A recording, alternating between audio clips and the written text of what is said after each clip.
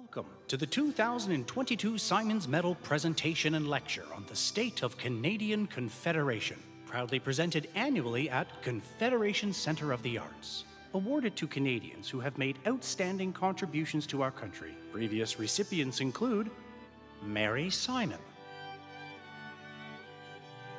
Dr. David Suzuki, Professor Margaret McMillan, the Honourable Murray Sinclair, the Honourable Bob Ray, and the Honourable Louise Arbour. A total of 22 recipients have been granted the award, hailing from coast to coast to coast. The Symons ceremony is held in the birthplace of Confederation to mark the anniversary of the Charlottetown Conference of 1864. Long before that historic meeting, Prince Edward Island was known as Apaquet to the Mi'kmaq who have lived here since time immemorial. We proudly move forward together in the spirit of reconciliation and to continue the ongoing conversation of an evolving Canada. Since 2004, the Symons Lecture Series has provided a national platform for diverse and distinguished Canadians to share their thoughts on the current state of Confederation, giving all Canadians the opportunity to reflect upon our country and its future. Named in honor of the late Professor Thomas Symons, a visionary and founding president of Trent University, Professor Symons was widely recognized for his contributions in the areas of public policy, heritage, and education.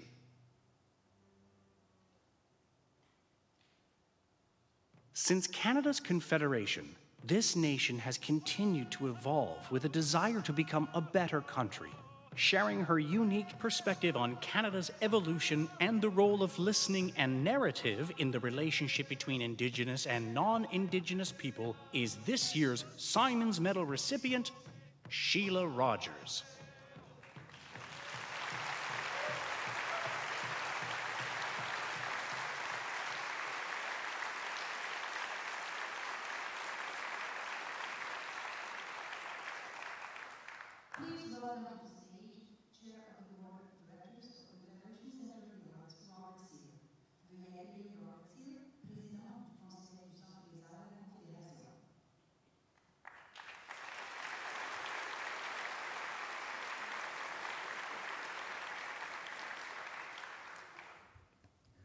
Kwe, bonjour, and welcome to the 2022 Symons Medal Presentation and Lecture at Confederation Centre of the Arts.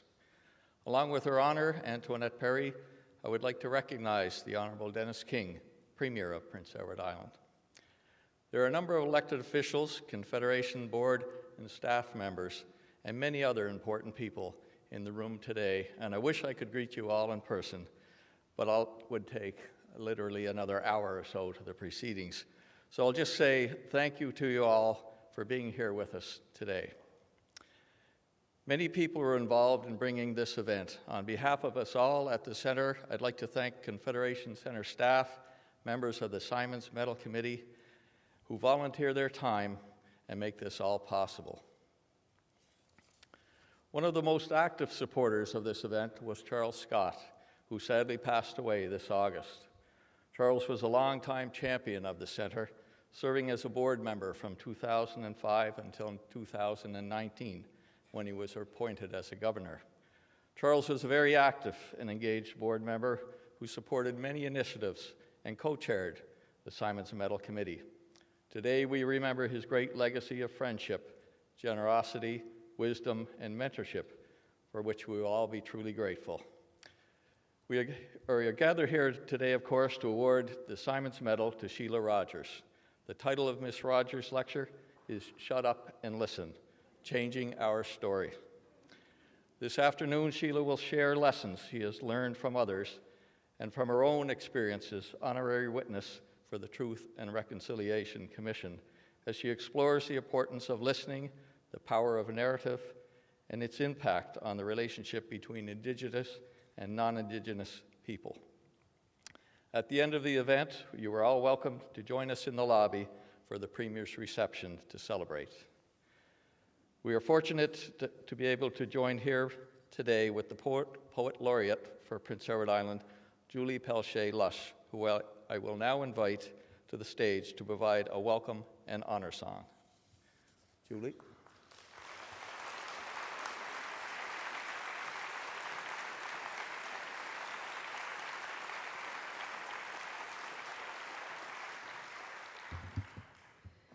Gwe, Jalasi, Ndeluisi Julie, hello everyone and welcome. My name is Julie.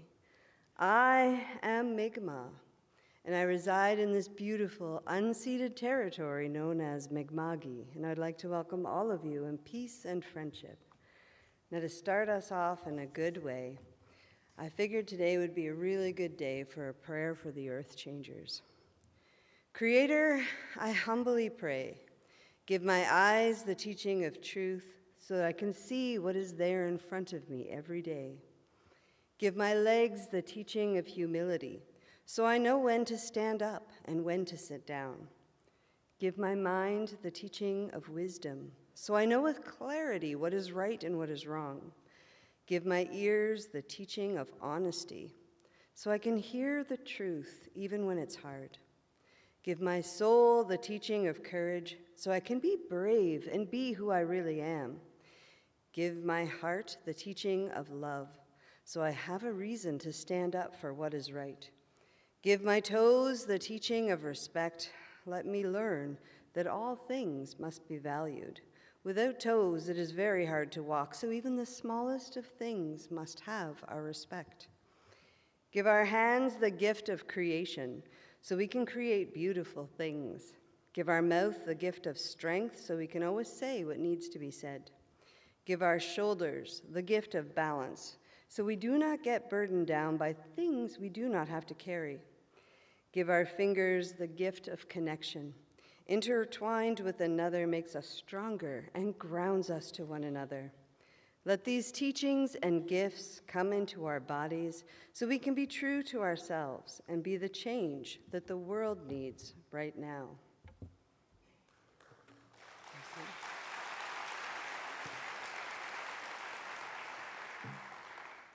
And now I'm going to share the Strong Woman song.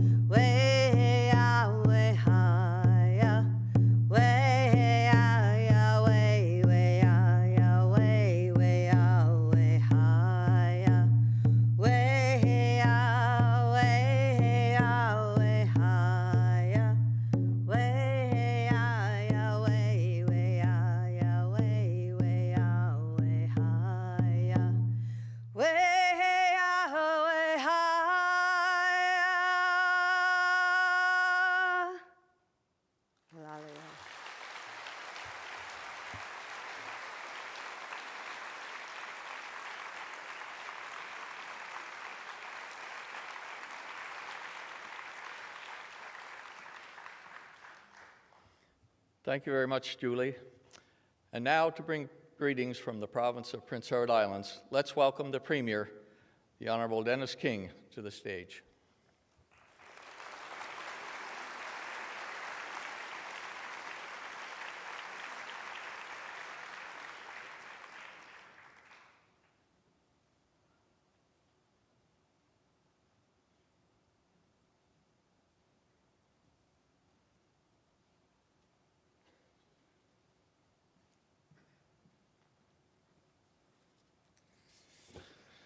Oh, well, thank you very much, Bob and Julie. That was beautiful. Thank you.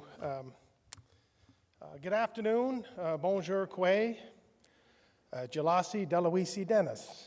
To her honor, Lieutenant Governor Antoinette Perry, our guest lecturer, Shelagh Rogers, Chair Robert, CEO of the Confederation Center of the Arts, Steve Bellamy, many of my fellow legislative assembly members who are here, other elected officials, distinguished guests, ladies and gentlemen. As the Premier of Prince Edward Island, it is a great honor for me to be here today, and it's a pleasure to be with you as we listen to our guest lecturer participate in the 2022 Symons Lecture. One of the very special treats of being Premier is the privilege to take part in an event such as this. And I can say that after the last 20 days and after the past 3.5 years, in which our province has faced some of its most challenging days, I can tell you that being here today and feeling some kind of normalcy, being gathered here with friends, is just a little bit extra special treat. So thank you all very much for being here.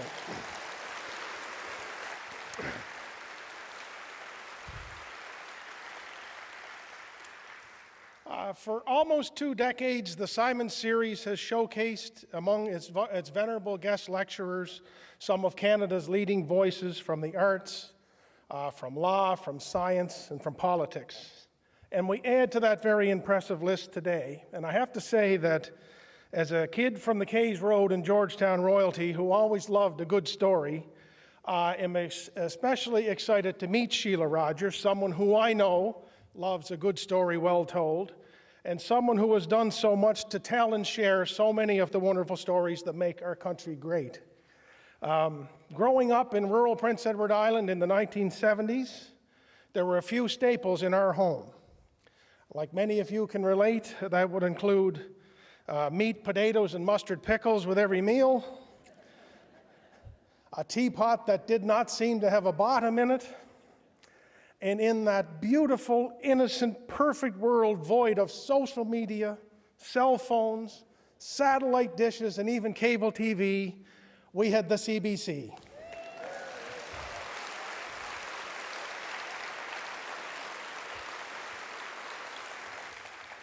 And its television and radio services were engaging us in conversations and stories from across the country and around the world. And for me, and for millions of Canadians listening to Knowlton Nash and Peter Zosky and Barbara Frum and Shelagh Rogers, they were able to draw out amazing insights and stories from their guests. They didn't only inform us and entertain us, but they inspired us. They inspired me on a journey to find and share stories.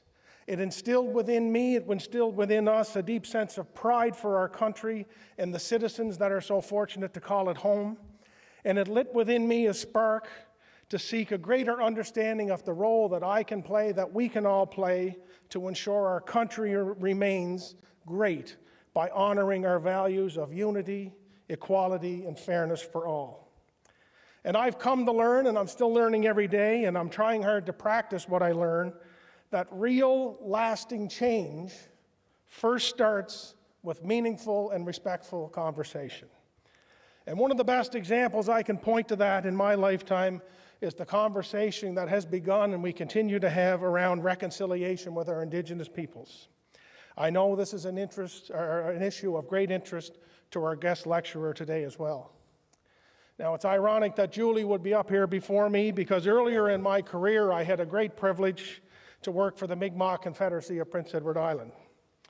Her and Judy Clark, Elder Judy, who's here, who I said hi to earlier, I'd like to say they easily immersed me into the world of Mi'kmaq, but they really grabbed me by the scruff of the neck and they forced me in head first to it. And I'm so ever grateful for that. One of the things that I carry with me from that time are the stories from many community members that we had a chance to listen to, share their experiences and perspectives. At one table in Lennox Island, I remember to this day, after hearing a very difficult story of an elder who had endured a lifetime of addiction and abuse that was traced back to a residential school, I blurted out how can I fix it? And that elder lady said to me, your job isn't to fix it. Our only hope is to change it. I want you to listen. I want you to learn. I need you to understand my experience, our experience, and when you truly understand it, we can walk together to a better tomorrow. Now, we have a long way to go towards that better tomorrow, but I believe and hope as a country that we're on that path, and we will remain on that path with meaningful and respectful conversation. And just because the stories that you hear may be difficult to hear, that doesn't mean they should avoid its telling. And if you think stories are hard to listen to, put yourself in the position of trying to imagine what it's like to live them.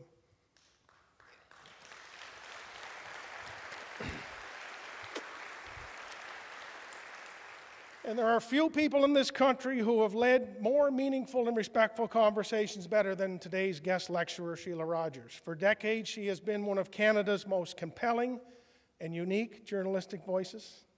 Her work has informed and entertained millions of Canadians. I put it this way, I think she has a gift. She doesn't just interview guests, she has a unique ability to use her skills to create a safe space for important, tough, and difficult conversations to occur, whether it's in the air or whether it's on the airwaves of our national broadcaster or here today in this auditorium. Shelagh Rogers is above all else a great teller of stories.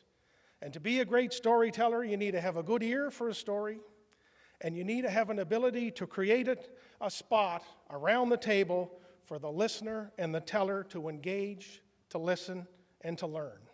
And when you have that, the magic of story flows and understanding begins. And no one is better equipped to guide us through that conversation today about the magic of story and the power of understanding than our special guest lecturer. Welcome to Prince Edward Island. On behalf of everyone, Shelagh Rogers. Well, Alan, merci, thank you.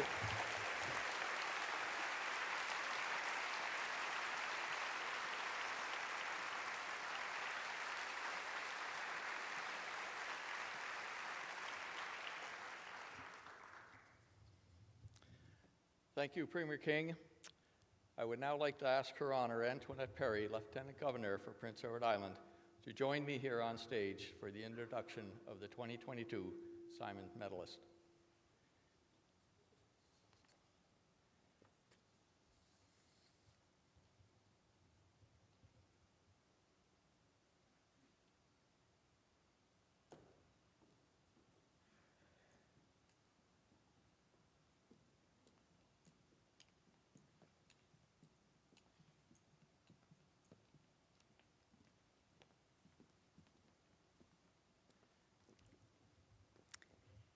Merci, Monsieur Sear. Je suis enchantée d'être ici pour présenter Shelagh Rogers, l'une des journalistes radio-télédiffusion les plus respectées du Canada. Elle est l'animatrice et la productrice de The Next Chapter, une émission primée consacrée à la littérature au Canada. Durant son illustre carrière, elle a animé d'autres émissions de radio nationale comme This Morning, The Arts Tonight et Sounds Like Canada. Shelagh is a vocal advocate for mental health care, adult literacy, and the reckoning for truth of Canadians' relationship with Indigenous people. In 2011, she was inducted as the honorary witness for the Truth and Reconciliation Commission, a life-changing honor. In that same year, she was named an Officer of the Order of Canada for elevating the cause of adult literacy, fighting against the stigma of mental illness, and by sharing the story of her own depression and for promoting Canadian culture. In 2016, she received the inaugural Margaret Trudel Award for Mental Health Advocacy. Elle a coédité 3 livres de la série Speaking My Truth de la Fondation autochtone de guérison et en 2019, elle a été la première lauréate du prix Bibliothèque et Archives Canada en reconnaissance de son dévouement envers l'alphabétisation et le patrimoine historique du pays. Shelagh est titulaire de 8 doctorats honorifiques, d'université canadienne et chancelière émérite de l'Université de Victoria. Shelagh est membre de la nation métisse du Greater Victoria. Shelagh Rogers is joined the afternoon by her husband, Charlie Cheffins, and some close friends. We're so glad to have you here for this special day. And we're also pleased to present a few virtual messages of congratulations from some very special guests who could not be with us today. Let's see those now. Hi, Shelagh.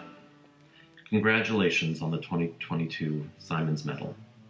I couldn't be prouder of my chosen sister, my friend in fellowship, honored and honorable witness, bearer of honest and necessary stories, and listener. You are a marvel, and I'm so very, very pleased that your important work is being recognized in this way. Gali Alijaha, congratulations, dear friend.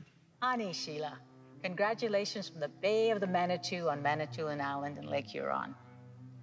As a master storyteller, you and your voice remind us of our humanity, of our capacity to rise up, to be better, to do better.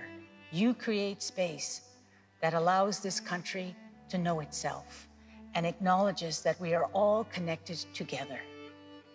That is an extraordinary gift to celebrate. Chimigwech. All the best, Shelagh, and hugs to your family. All my relations. Shelagh, congratulations on the award. I think there's no one I can think of more deserving. Your warmth, your wit, your intelligence have made you a standout broadcaster in this country. I think the hallmark of a great broadcaster is the ability to connect with an audience. And you connect beautifully every time you talk on the radio. And personally, I always remember with great fondness when you and I read the Christmas Carol in various venues across the country. It was a lot of fun reading the carol with you and then sharing a martini afterwards. That's great, kid. Congratulations. Hi, Shelagh. I'm guessing you recognize the background here.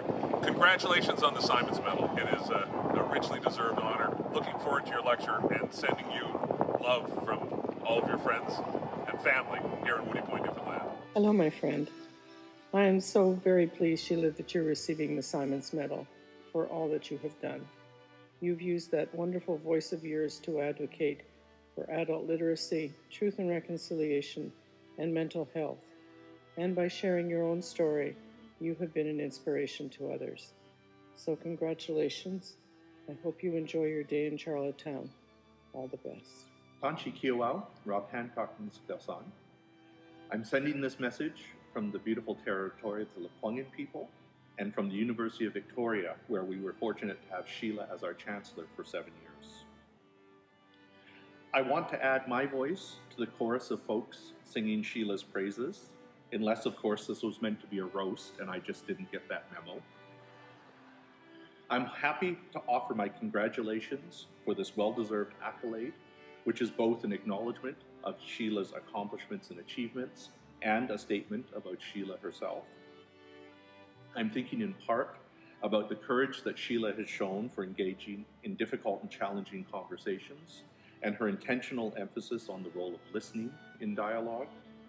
But mostly I'm thinking about the care that she shows in her work and the love that guides and grounds everything that she does. So congratulations, Shelagh. We're so happy for you and we love you. My dear Shelagh, I am so thrilled and delighted that you are being recognized as the exceptional woman you are. No one has used their platform to further the work of Indigenous writers more than you. Your vision of a more inclusive and just Canada is something we can all learn from. I am so happy for you. Congratulations. Hi, my name is Randy Boyagoda. I'm a novelist, professor of English, and longtime contributor to The Next Chapter, hosted by Shelagh Rogers. Congratulations, Shelagh, on winning the 2022 Symons Medal and delivering the lecture. I think of Shelagh as Canada's equivalent of St. Augustine. St. Augustine said the purpose of all literature is to increase love. Shelagh, in so many different ways, increases love of reading, of writing, of writers, and of each other. Hello, Shelagh. I don't know if you remember me. It's Rick Mercer here. You interviewed me on your radio program a number of times about my various literary endeavors, and I interviewed you on my television program about your illustrious broadcasting career. And it was a great day. And we went swimming, and I remember we decided we were going to roll around in the surf like that romantic scene from Here to Eternity. And instead, a wave took us, and we ended up beached like a couple of obscene water mammals. There was no dignity that day, and yet, look at you now. Look how far you've come. My God, the Symons Medal, that is the epitome of dignity. And when I look at the great Canadians who have received this medal before you, I am in awe. I am so proud of you. Congratulations. Love you. Hope to see you soon. Hello, dear Shelagh. Congratulations on receiving the Symons Medal. There are few people who know this country better than you. Your work as a journalist and broadcaster. We first met at CBC Radio's Morningside with Peter Zosky, but that's quite another story. And your habit of visiting every province and territory year after year, working on behalf of literacy, reconciliation, mental health, inclusion, and so many other things.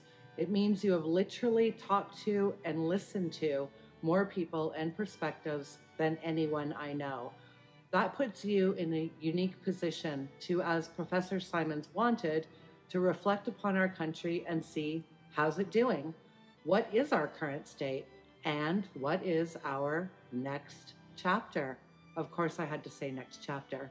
There's no one better than you, my dear friend, to honor the past, respect the stories, and share what you hear and think with the rest of us. Lucky us for your commitment to conversation and for your love of this country. Congratulations to you. Big love. Hi, I've been asked to give a strong reference for Shelagh Rogers, and I was thinking whether I could try and think of something negative to say about Shelagh as she receives the Symons Award.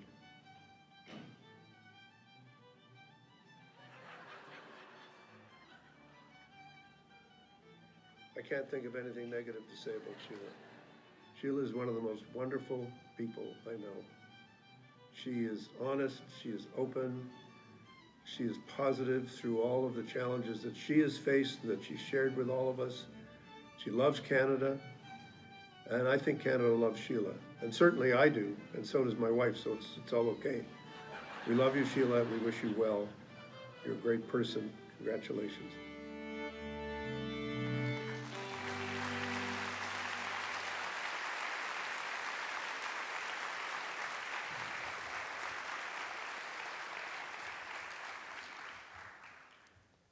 And now, Confederation Center of the Arts is proud to present the 2022 Symons Medal to Shelagh Rogers.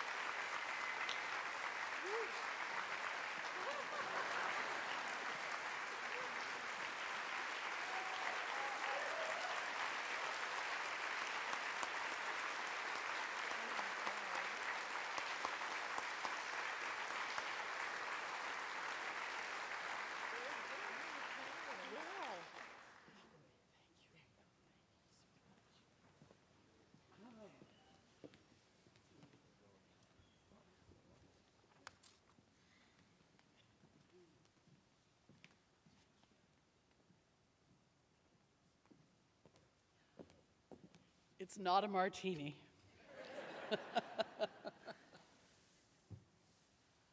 Wow. Gwe, good afternoon. Bonjour, mes amis. It's such a great honor to be here And I would like to acknowledge the wonderful people who are here in this hall. Elder Judy Clark, Her Honor, who as she walked past me said, "Go get him, girl." And Mr. Premier, your words were very, very moving and took me back to a time where CBC radio was it. And I'd like to get back to that time.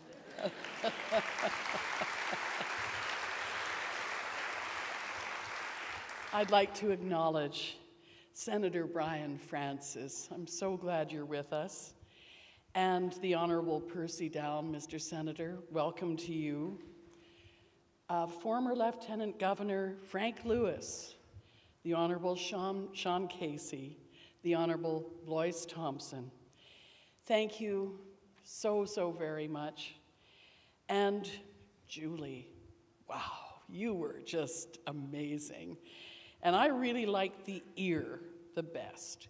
Ear's the teaching of honesty, so I can hear the truth even when it's hard. My second favorite is definitely toes, though. Thank you for the incredible honor of being invited to speak with you, and thank you for being here. I would like to acknowledge, with respect, the history, traditions, the living culture of the Mi'kmaq and the unceded territory on which the Confederation Center stands.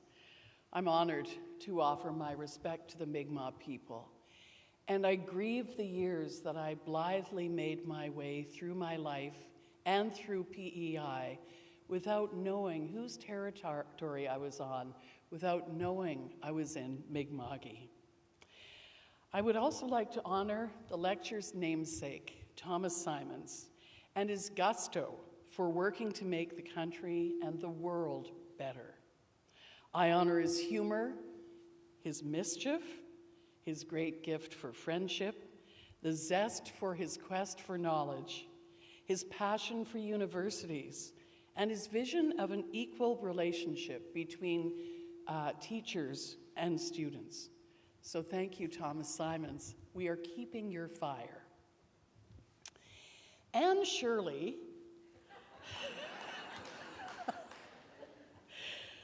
I know I don't need to say this next part, she of Green Gables, okay, once said, "I'm so glad to live in a world where there are Octobers." But I would like to acknowledge the September that you have just endured.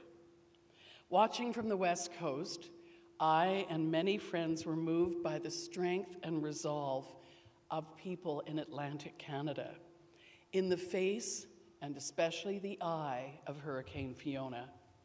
Neighbors caring for neighbors, giving everything you got. Restaurants like Jay's Chicken and Pizza, operated by Carol Yang, offering 1,000 free meals in Glace Bay and Sydney. Sumitra Burke and the Pad Thai food truck, cooking hot food and giving it away here in Charlottetown. Talk about cooking with gas. The Port aux Basques minor hockey team, spending a day unloading a supply truck with necessities from all over Newfoundland. Neighbors helping neighbors clear a 30-foot wall of debris in Robichaud, New Brunswick. Those are but a few of examples of East Coast resilience, compassion, commitment, community. You are a force of nature, and your generous spirit is felt right across the country.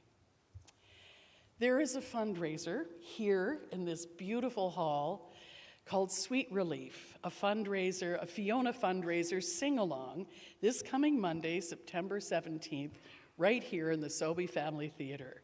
Confederation Center of the Arts is presenting this fundraiser in support of Hurricane Fiona relief, hosted by national phenomenon Choir, and will feature special guests like Joel Plaskett and others. Funds raised will go to the United Way of Prince Edward Island and be distributed to chapters across the Atlantic. My first job at the CBC was doing public service announcements, so I was very happy to give that a plug.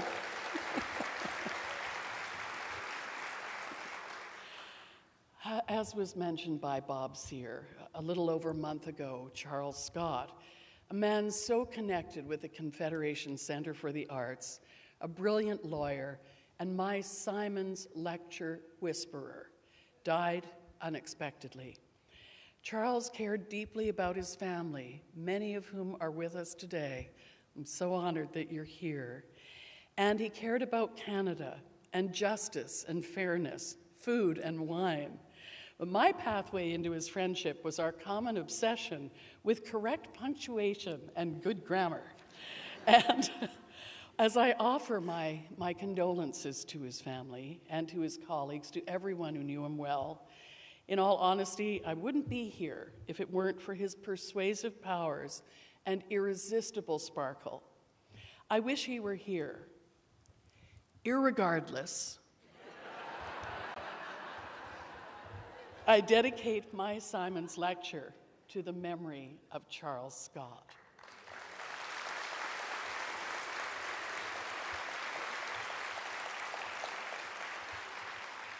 But first, a word from my sponsor. This talk is co-presented by COVID-19. I tested positive at the end of June, and the physical symptoms lifted very quickly, but I was really quite stuck in a mental miasma, and I'm kind of still there. I lost my regular mind, and I did, and I have trouble thinking for long periods of time. Difficulty reading and writing. You can see this would be difficult to host a book program. I mix things up. Like the other day, I bought a large cookie to share with my husband, Charlie, and I turned my back to pour some tea, and half the cookie was gone. What happened, I said, when I put that cookie on the plate, it was a full swirl. I meant circle. And instead of offering people my sympathy, I've offered them my symptoms. Please don't take them. I've reacquired an age-old dyslexia, and my memory is full of black holes, so if I don't remember your name later, I apologize.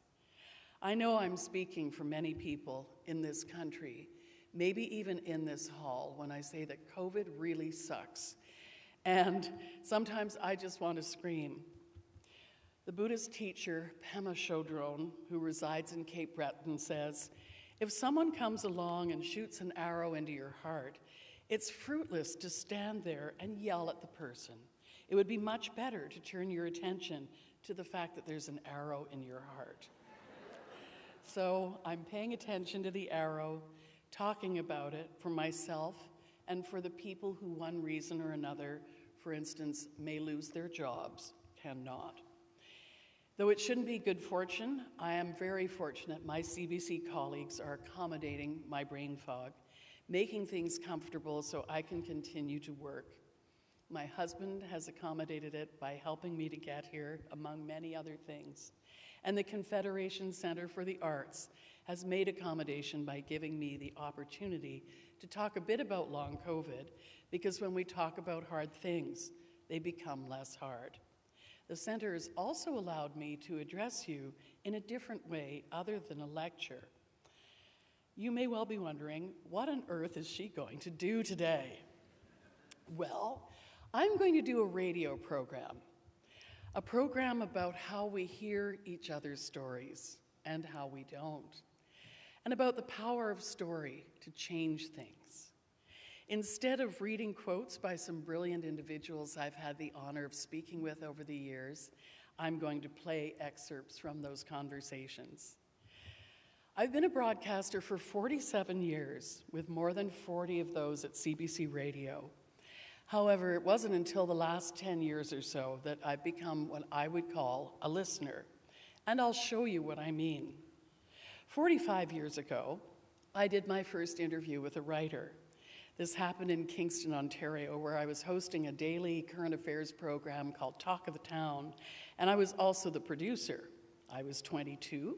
I had 2 years radio experience as a country and western DJ under my belt, and I'm sure that I was hired for this position because with my age and lack of experience, I was the cheapest option.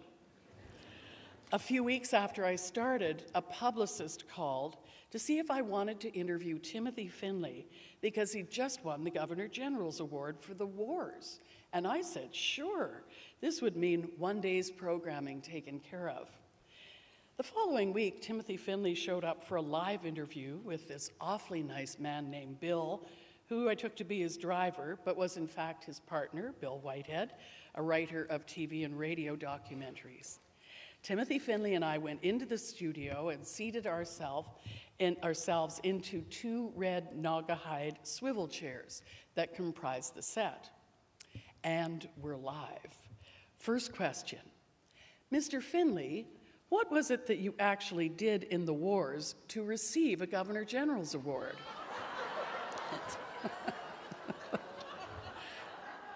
And so it begins.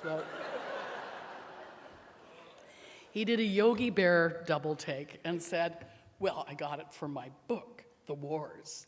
And I said, you can get a Governor General's Award for a book?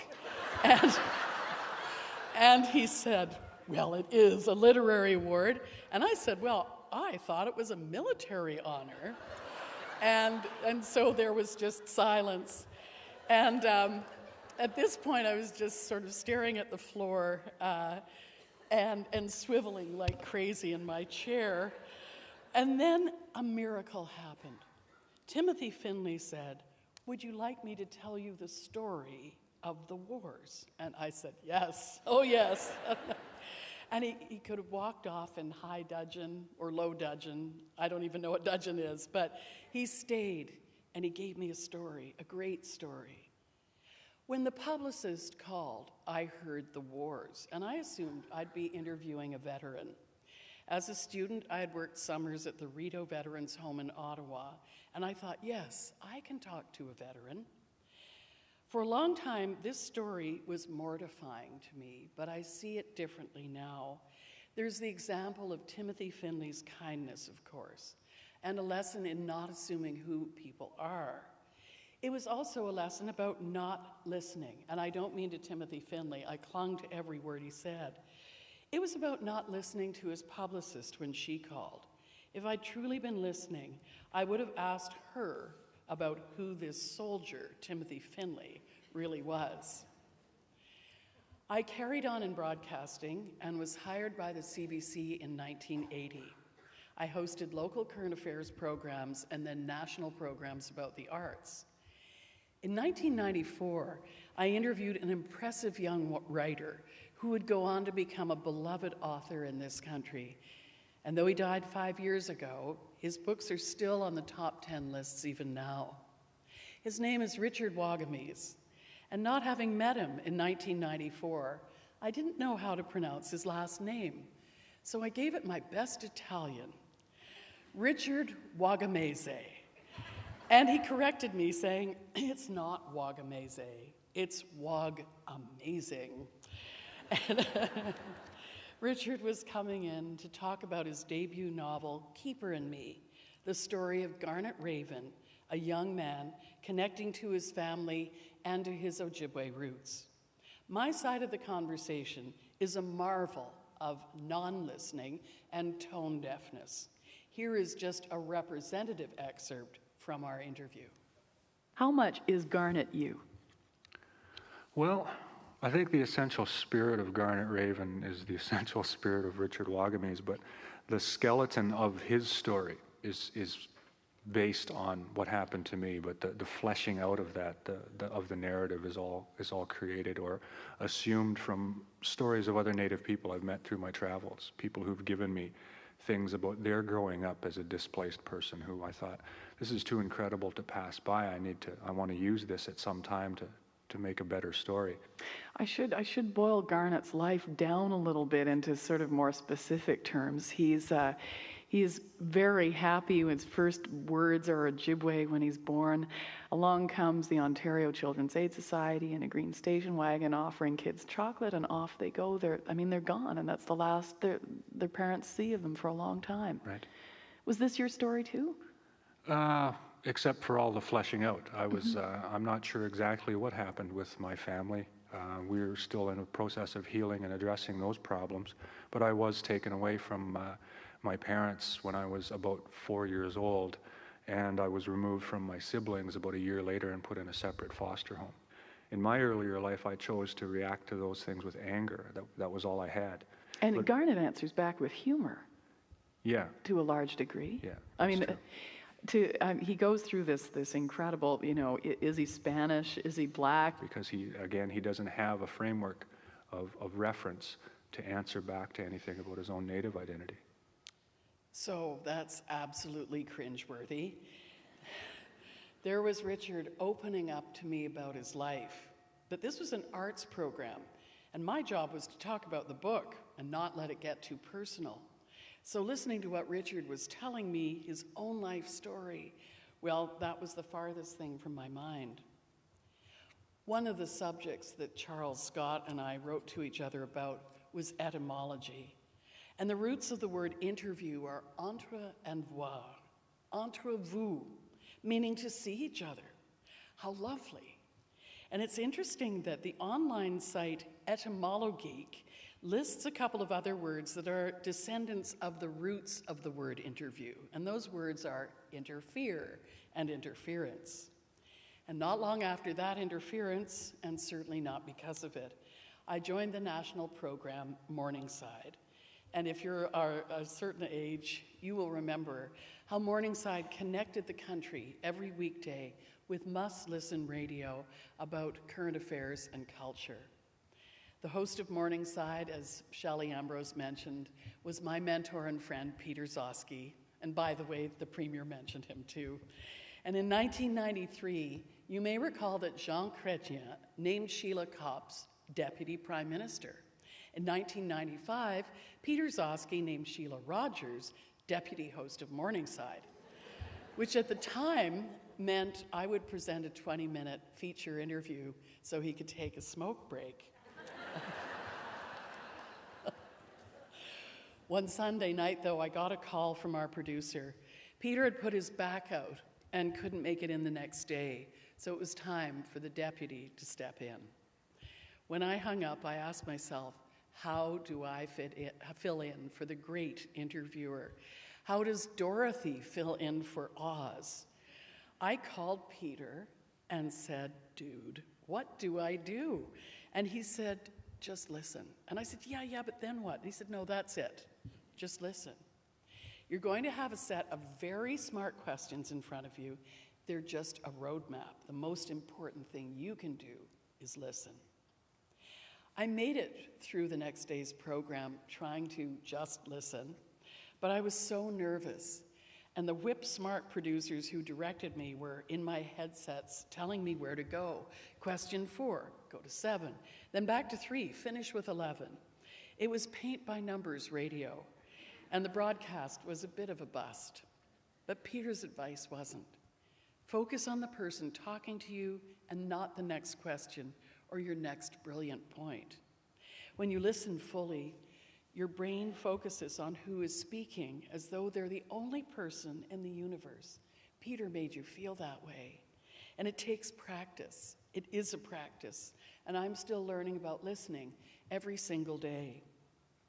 My capacity to listen would be profoundly called upon in 2011 when I had the honor of being invited to be one of the honorary witnesses to the testimonies of residential school survivors and their families at the Truth and Reconciliation Commission's public gatherings. Witnesses act as a record keeper of what is taking place when an event of historic significance is happening. A witness tends to those narratives, cares for them. They may share what they have witnessed at the event, and they may be asked in the future to stand for the truth of what they witnessed, just like in Julie's poem, to act on what they've heard, especially if a falsehood has been spoken. It was an enormous honor and a lifelong responsibility. The writer Kim Eklund told me that the origins of the word witness go back to the Old English word meaning to testify, linked to the word inwit, or the inward testimony of the conscience. Kim said a clean inwit meant having a clean heart. I interpreted this as an instruction to grab a broom and sweep my heart clean. It took a Dyson. At the TRC events, I watched 3 listening exemplars: Commissioners Dr. Marie Wilson, Chief Willie Littlechild, and the chair of the TRC, former Symons lecturer, the Honorable Murray Sinclair. I could see them being fully present to the almost 7,000 statements from survivors, their families, and communities, and they are the ultimate witnesses. They have stood for truth and always will. The survivors at the Northern Gathering in 2011, where I was inducted, delivered their statements in the gym of Sir Alexander Mackenzie School, which was a federal day school. And during a break, I went out into the hallway for tea and ran into a woman I was acquainted with through Peter Zosky's adult literacy initiatives in the North. We greeted each other, and she told me she was there to give her own statement. I hadn't known she was a survivor, and I told her that. And she said, well, yes, I was. And then nothing. So that silence made me very uncomfortable. In radio, we call silence dead air. In fact, there was a time when if there were more than 10 seconds of silence, an alarm would go off in radio master control, triggering an on-air apology. We're sorry, we're experiencing technical difficulties. Please stand by until regular programming resumes. And then some awful, ancient film music would waft in through your radio. But back to the hallway of Sir Alexander Mackenzie School, I'd always defaulted to filling in silences with talk. So I started bombarding this woman with questions. How old were you when you were taken? Where did you go? How long were you there? What did you do to get home? How did you make it through each day? And this survivor, now an esteemed Gwich'in elder, looked at me and said, Shelagh Rogers, you have to shut up and listen. And she was right. By not shutting up, I was invalidating her story. I was taking over, trying to direct what she was going to say, just like I did in that interview with Richard Wagamese. When one person speaks and the other person listens, the speaker and the listener are intimately connected. They resonate, even if they're strangers. The Inuit rights advocate Louis Okaluk spoke at the Northern Gathering, saying the longest journey is from the head to the heart. Her Honor referenced the heart and the heart's ability to listen. And yesterday evening, she talked about how inside the word heart is the word hear and ear. And old dyslexics like me can see that silent and listen are made up of exactly the same letters. I wonder, in this era of constant distraction, of automatic indignation, of firing off comments without thinking, do we have room for the silence that is so much a part of listening? Has listening itself become a lost art? A couple of weeks ago, I was speaking with my friend Mike DeGagne. Dr. DeGagne is a professor at U of T Scarborough, the president and CEO of Inspire, and the founding and only executive director of the Aboriginal Healing Foundation. During its lifespan, it supported so many survivors on their journey through trauma to healing. Before the advent of the TRC, Mike would have heard and published the accounts of hundreds, if not thousands, of survivors. A couple of weekends ago, we were talking about the value of listening, and Mike made a fascinating observation. You know, I was in a class the other day, and it was one of the very first times that I've done a hybrid class where I had about half a dozen people who were in the room with me, and then another 3 times that listening online. And I thought it was amazing that the people who were in the room over the course of the last 2 years of the pandemic have sort of lost the capacity to listen like we used to listen. They actually behaved in the room as if they were online. And so we've gotten away with this sort of really sloppy listening, staring off into space, or, shutting the camera off and putting a load of laundry in, or all the things that we do as part of sort of this online culture. Mike's term, sloppy listening, stopped me in my tracks. Who hasn't closed a video and put a load of laundry in, let the dog out, or texted a family member during a Zoom? I know I have. I like to put it all on the pandemic, and I know I'm already blaming my brain fog for that, but the pandemic created a long disruption in face-to-face, in-person gatherings. Places where we would get together, such as schools, friendship centers, performance venues, ceremonies like convocation and weddings, dining rooms to share meals and even arguments with loved ones. These places were closed to us, spaces where we listened in beautiful collectivity. The virtual sphere allowed us to be multitaskers instead of just listening. And I think, as listeners, yes, Mike, we got sloppy. Now that our homes and larger venues are open again, and virtual venues are still in use, not to besmirch them, they are certainly very useful. How do we call back the gift of listening fully? I don't think the answer is complicated. Universities and performance venues like this one, museums and galleries, community organizations, literary festivals, they all have a magic wand of convening power. They can call people together for dialogue, conversation, debate, provocative arts performance, new ways of thinking, to listen and to really hear. The TRC national and regional events brought us together, Indigenous and non-Indigenous, to attend the powerful stories of lived experiences of residential school survivors and intergenerational survivors, testimony that challenged Canada and continues to challenge our country to think differently about who we are. Stories that need honoring, respect, and caring for, the stories of survivors. I found I had to prepare myself to listen and to come with an open mind and a receptive heart. Michelle Good, who you saw earlier, is the author of 5 Little Indians, the best-selling, award-winning, including the Governor General's Award, just like Timothy Finley, a really great novel. The powerful storyline follows the lives of 5 characters after their time in residential school. And as Michelle told me on the radio, there was a reason I chose to pick up the story on the release of the characters.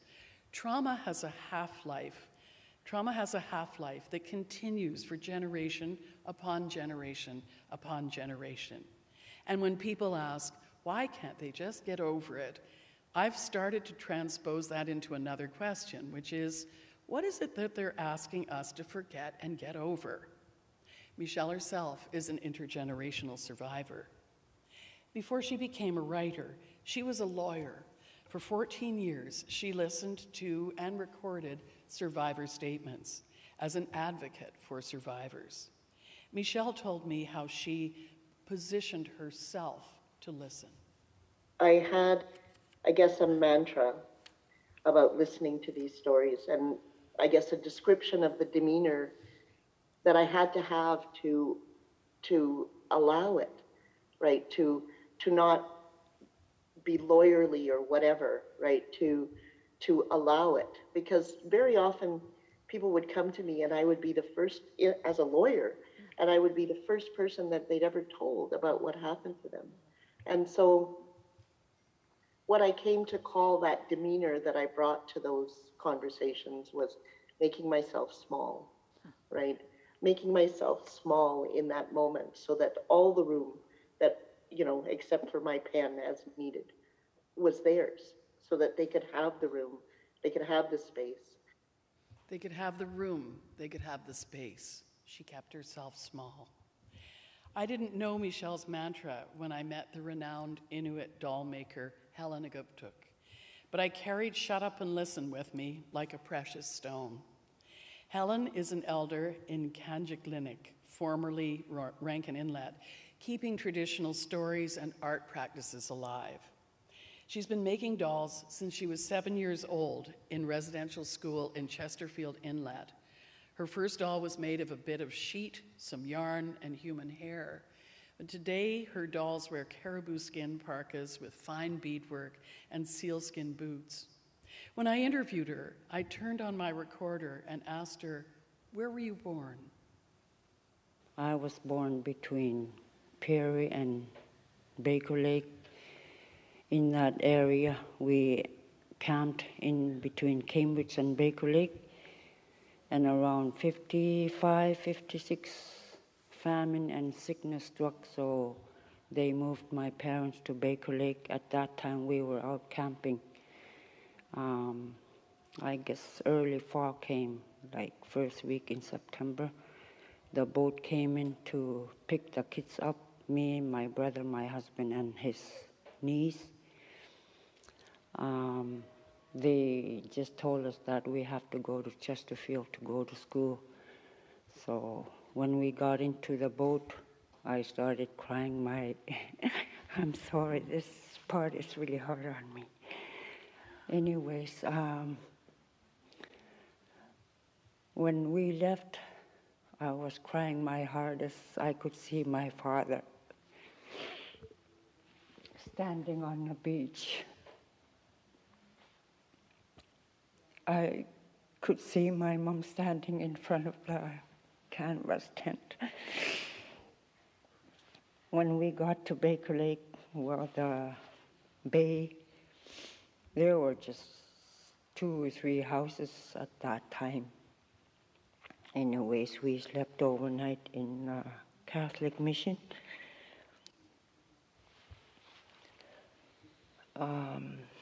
The next day, the plane took us to Chesterfield.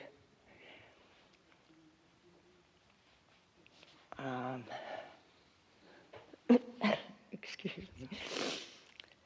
When we got to Chesterfield, the nuns told us to take our clothes off because at that time we were still wearing caribou clothing, headlights and all. I'm not shy to talk about the headlights. So we didn't have any running water. Some modern stuff like washing machines, ovens, stuff like that. Anyways, I took my clothes off. They put me in a tub or a shower. I don't remember. Anyways, after that, I dried my body. Then one of the nuns, I think, put a really smelly stuff on my head to get rid of the headlights. After my hair was done, they cut our hair like page boys. That whole year we were in Chesterfield, I could picture my parents still standing, my father like really close to the beach and my mother still standing in front of the tent, because we were never told how they were doing. Nobody gave us letters or call us or tell us anything about our parents. Then the end of the school year finally came. That same day, my brother told me they were going to take us to our parents. So when we landed, I somehow looked out the window and noticed that it's not the same as Baker Lake when we first left it. And I told my brother, I think they're taking us to a wrong place. Then he looked out the window, we landed. The people that were driving the Bombardier told us to get in. We got into the Bombardier, drove us for a little while. And first they stopped at a house where my husband and his niece got off first. He drove for just a couple feet away, then stopped. Then it was our turn to get off the Bombardier. When we got out of the Bombardier, my brother, who was older than me, I made sure that he went in the house, and I was thinking, I wonder whose house this is this time. my brother went in, I kind of looked before I stepped in the house. I saw my father standing right there.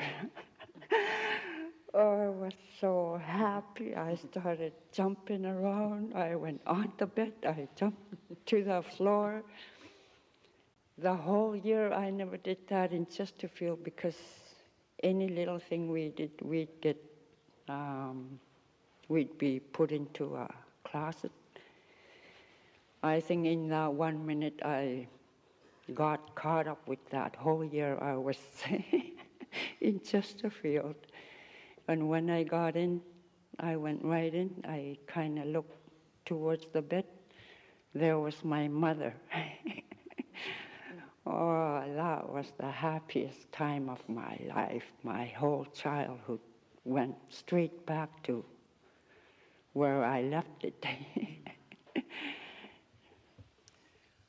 I'm so grateful to Helen for sharing her story, and grateful to you. We just had a 6-minute collective listening experience, and I can think of myself before I heard shut up and listen, before I heard make yourself small, and I would have peppered Helen with all sorts of questions, and I would have interrupted and disrespected her life story. Just as I did with Richard.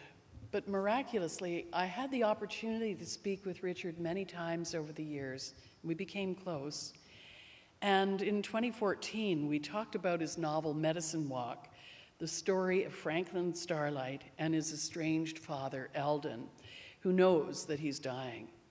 Franklin takes Eldon to the mountains to be buried, sitting up and facing east in the Ojibwe warrior way. And Franklin honors Eldon's last wishes. Richard talked about what honor meant to him. It means to embrace the dignity and the integrity and the spirit of somebody. And thankfully enough, you don't have to wait until someone passes in order to do that. You can do that every day. And I think in terms of our relationships with each other, as kin, as families, as members of communities and members of a country, we need to look at that teaching of honoring and follow it, practice it, because what we're building here is a community of people that includes every voice. And unity can't happen if exclusion is allowed to occur. And I think if we can get to that old teaching about honoring and caring for and nurturing the integrity and the idea of somebody, that we can start that process of including everybody. And you know, we had a little conversation last night about what's going to happen with the Truth and Reconciliation Commission once its mandate runs out. And I think that it's up to us to embrace what that commission did in its 5 years. And what it did was honor the integrity and the spirit and the vitality of those people who endured the residential school tragedy. And we need to do that. We need to include all the voices if we're going to build a better and stronger country. And honoring is about that. Honoring means inclusive. Honoring means hearing. Honoring means listening. Honoring means holding and hugging and helping to heal. And I think if we can learn to do that as people, then the mandate of the TRC will be in our hands and not in the hands of a government or an outside body. It'll be up to us as citizens to be able to do that for each other. The Honorable Murray Sinclair often spoke about how the passing on of foundational stories of belonging and identity were not honored, and how the passing of the stories from one generation to another was disrupted by residential school. Murray talks about the 4 questions that bring groundedness, a sense of belonging, and an understanding of who we are. These 4 questions are guiding him as he writes his memoir, as he reflects on who he is and who we are. Those questions are, where do I come from? Where am I going? Why am I here? And who am I? And those questions, I didn't invent those questions. You know, I first heard them when I was studying philosophy at the University of Manitoba. And for me, it really, I sort of held off on really pushing hard on it. But when my eldest, Nigan, was born, and as I was holding him, I wanted him to know more about his life, his total life, going back as far as we could towards the beginning of time, as he could, because I wanted him to have a better foundation in life than I had when I was growing up. And I had a good foundation of love, but I didn't have a good foundation of knowledge of what it meant to be an Anishinaabe. Again, Murray's 4 questions are: where do I come from? Where am I going? Why am I here? Who am I? Daniel Heath Justice, who you saw earlier, is a Cherokee scholar, UBC professor, and the author of The Way of Thorn and Thunder, a wondrous fantasy trilogy. He's written other books too. Daniel was guided by 4 questions as he wrote his seminal book, Why Indigenous Literatures Matter, though they are different from Murray's 4 questions. And the 4 questions are: how do we learn to be human? How do we behave as good relatives? How do we become good ancestors? And how do we learn to live together? I had it right in front of me and I still screwed them up. So how do we learn to be human? Well, this I think is the big question, because I don't think whatever we're born, whatever bodies we're born into, it's our teachings that make us human.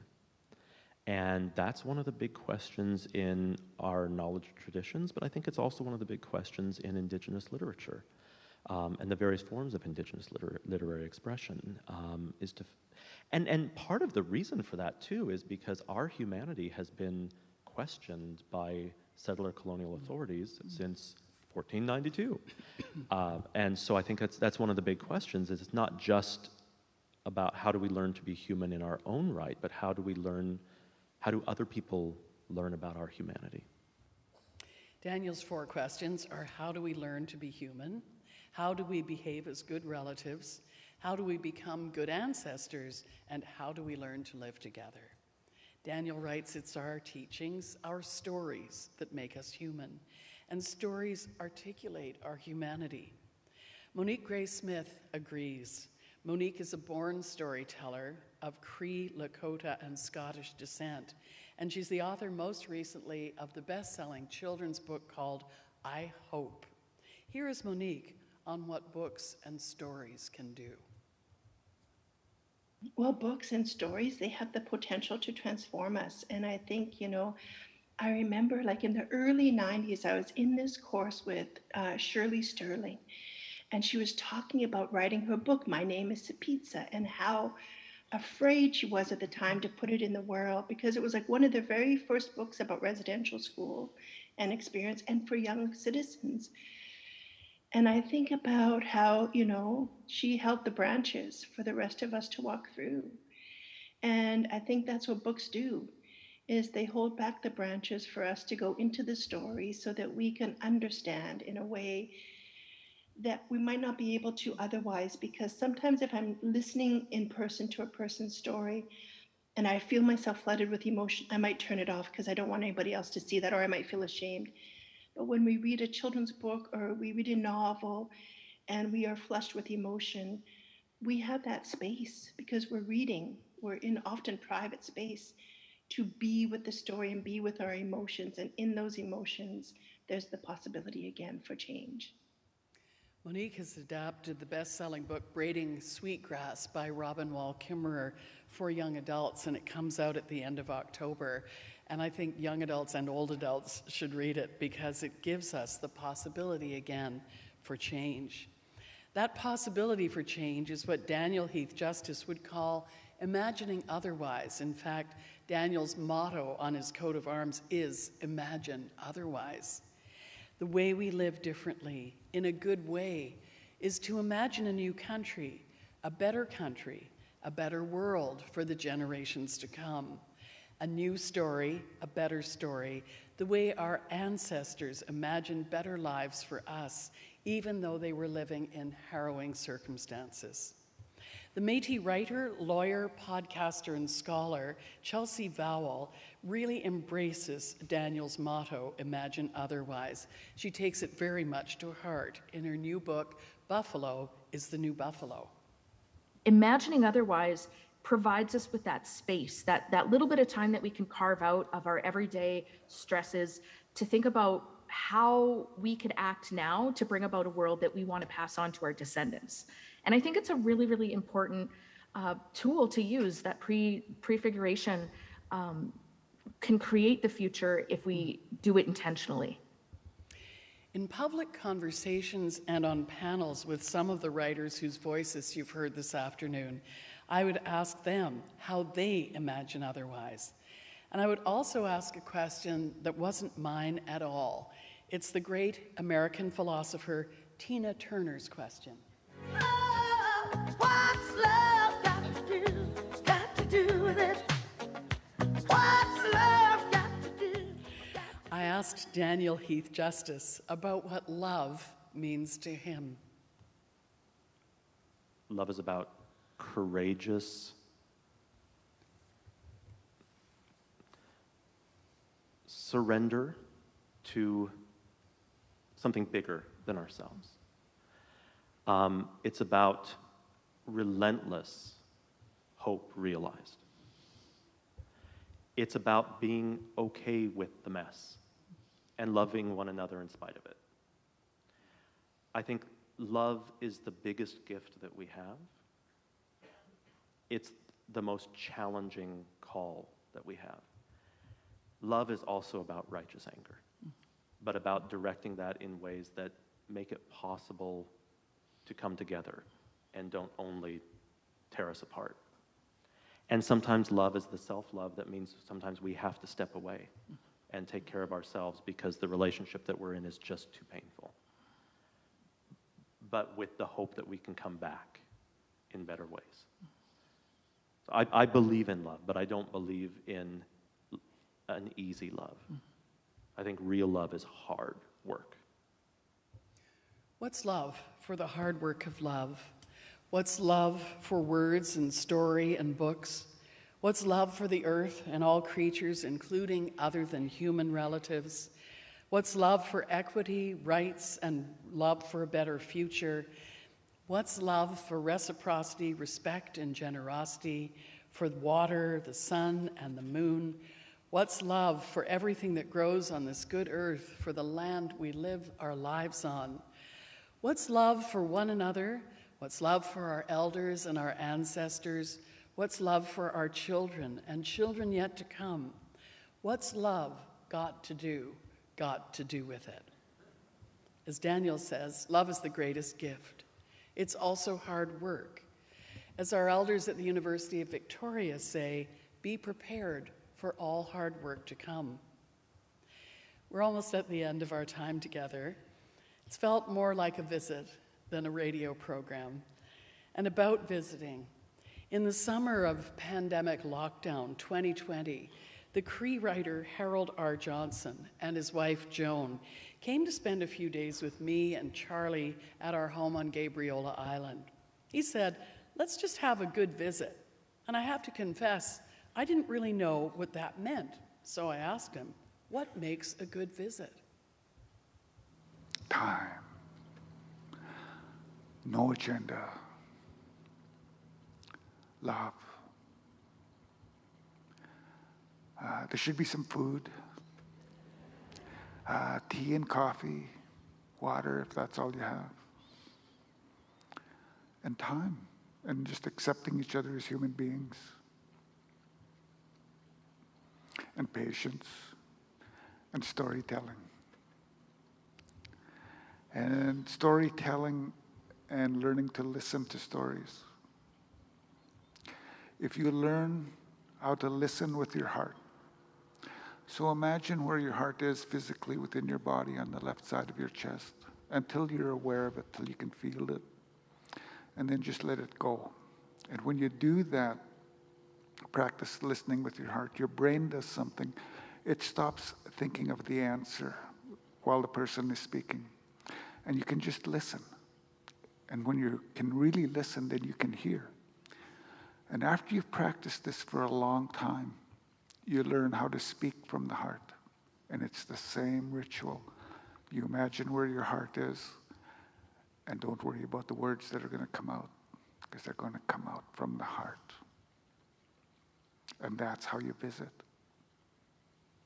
Harold died in February, and he was a wonderful visitor, sometimes telling small stories about his dog Buddy, and sometimes telling bigger stories about broken stories like the Indian Act. Harold believed what you do if a story was wrong or broken was simple. Change it, just like the Premier said. He understood what story could do, change things. His new book, The Power of Story, just out, and it's a must-read. Before Harold became a great storyteller, though, he was a great listener. And just before he died, he told me that the most important thing he learned about life was to listen. Just listen. I've been treated so kindly by so many wonderful individuals here at the Confederation Center, by the board, by Prince Edward Islanders generally. I thank you. My teachers, some of whom are here this afternoon, 3 very dear friends who came a long way, have expanded and sometimes blown my mind. Thank you, Mike, Tammy, and Louise. I honor you. Writers, you have put up with my crazy questions for 45 years, and I thank you. And you've listened patiently to me for 45 minutes. I hope we will create places where we can be together to hear the stories we didn't know before, where we can just listen and not be sloppy listeners. I hope that we will read novels, memoirs, children's books, poetry like Julie's book, poetry by great Indigenous writers, because reading helps us to imagine otherwise. I hope we will honor each other by holding and hugging and helping to heal. I hope we will shut up and listen so we can change the story of our lives together, and the story of this country, I hope. I once translated our blessed country into French as notre pays blessé, meaning wounded.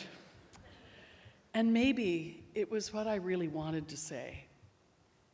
Let's mend this wounded country through story. Because as Richard Wagamese said, all that we are is story. From the moment we are born to the time we continue on our spirit journey, we are involved in the creation of the story of our time here. It is what we arrive with. It is all we leave behind. We are not the things we accumulate. We are not the things we deem important. We are story, all of us. What comes to matter then is the creation of the best possible story we can while we're here. You, me, us, together. When we can do that, and we take the time to share those stories with each other, we get bigger inside. We see each other. We recognize our kinship. We change the world, one story at a time. Walaliak, thank you, merci.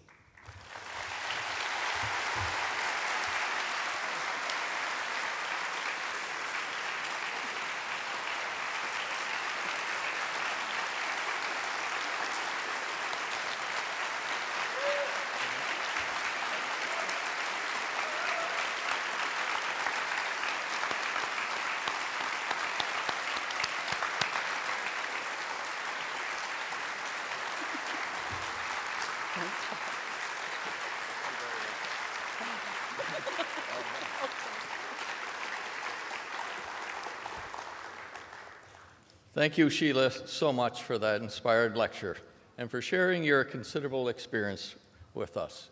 Truly inspirational. Thank you again.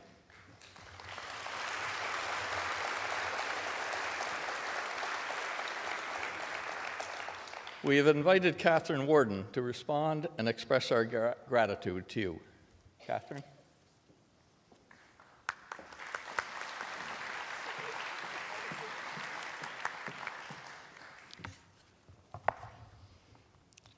As my grandmother, and I'm sure many other grandmothers used to say, we have 2 ears, but only one mouth for a reason. To listen more than to speak if we really want to learn from people and make a difference in the world. Shelagh, your inspiring words today have truly brought home that message. In your 47 years of broadcasting, millions of people across this country and beyond have listened to you as you skillfully and compassionately draw out the stories of Canada's top writers, as well as interviewees from many other walks of life. It is fitting that excerpts from today's lecture will be broadcast nationally, and that you've left your home in Victoria on Canada's west coast to speak here in Charlottetown. Fitting, given the tremendous reach and influence of your thoughtful interviews across this vast country.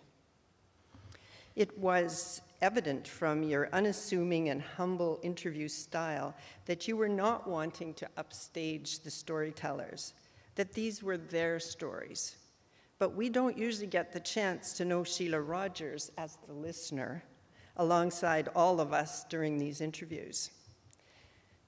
Today, you, Shelagh, were the storyteller, telling us your story of what it has been like on the other side of the microphone and of the wisdom you gained from that privileged vantage point. Through these powerful clips that you shared with us today, you've shown that to be a great storyteller, one needs, above all, to be a great listener and to listen with your heart. And more than that the world, not just the world of professional interviewing, would be a better place if we just learned to listen to one another better. A message that clearly resonates in today's complicated and wounded world. Listening to you today, we cannot help but be struck by the power of the statement you quoted from Indigenous writer Richard Wagamese, that all that we are is story. We are story. All of us. We change the world one story at a time. It's about finding in our humanity, our humanness, how to live together better. That is a message that would have strongly resonated with Tom Symons, whose love of Canada and its stories and the role of storytelling in creating social justice was boundless. As a student in the early 70s at Trent University, I had the privilege of meeting Tom Symons, who was Trent's president at the time. In the words of his daughter Mary, he was always mentoring and meeting with students, she said, always listening and encouraging. I recall President Symons on one occasion greeting us students by sliding down the banister at the president's residence, to the great delight of all of us students. Wherever he is today, attentively listening to the nationally important remarks from Shelagh, Tom Symons will undoubtedly be soaring down another banister in delight. Shelagh, it was a tremendous pleasure to shut up and listen to you today. On behalf of the Symons Medal Committee and everyone here, I'd like to express our deep appreciation for your insightful and memorable words today. Thank you so much, Shelagh.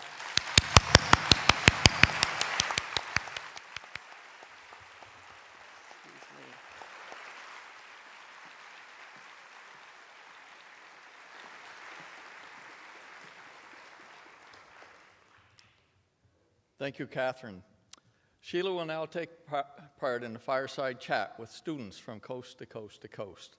Before closing, I would like to say this event is sponsored by the Symons Trust Endowment Fund, which was created to help finance this lecture series and engage people from across the country. Please consider donating to the Symons Trust Endowment Fund on the Center's website or the Development Office.